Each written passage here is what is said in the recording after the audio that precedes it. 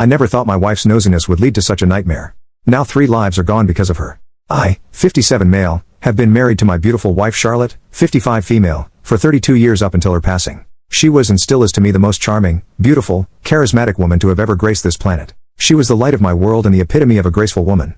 Her only flaw, she was a bit nosy. Throughout our marriage, I would joke to her sometimes you have to mind your own business. It's cheaper that way, not realizing that someday it would ultimately end up being a fatal flaw.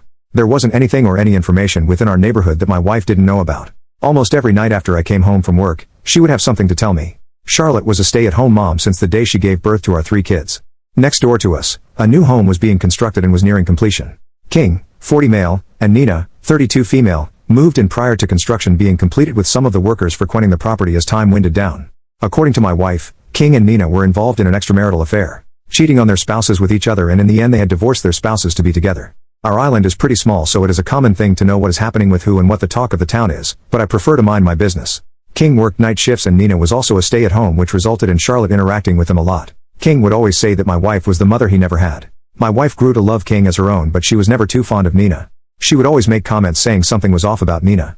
I looked past it. I interacted with him occasionally, but nothing substantial. A few months went by and construction was completed on the house next door. They really did a beautiful job. Charlotte would comment to me almost every night that one of the contractors would still frequent the house even though construction was completed, but only at night when King had left for work. I told her it wasn't my business or hers to worry about. About a month went by and she brought it up again. This time she asked if she should tell King. I told her no. We got into a huge argument about it. She called our kids, they told her no. My daughter in particularly told her mom, just leave them alone. The next morning before I left for work I specifically told Charlotte to not do anything stupid. What does Charlotte do? Something incredibly stupid. As humans we observe things subconsciously, and it isn't until you sit down and piece things together that you notice just how much you observe.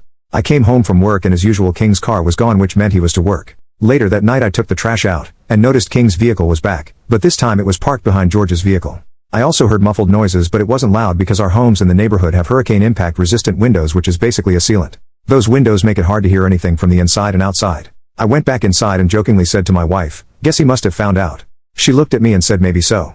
The next morning neither Nina or King came out to hail my wife, and George's car was still in the driveway. The night came, and still the same thing. King's car didn't move and George's car was still blocked in.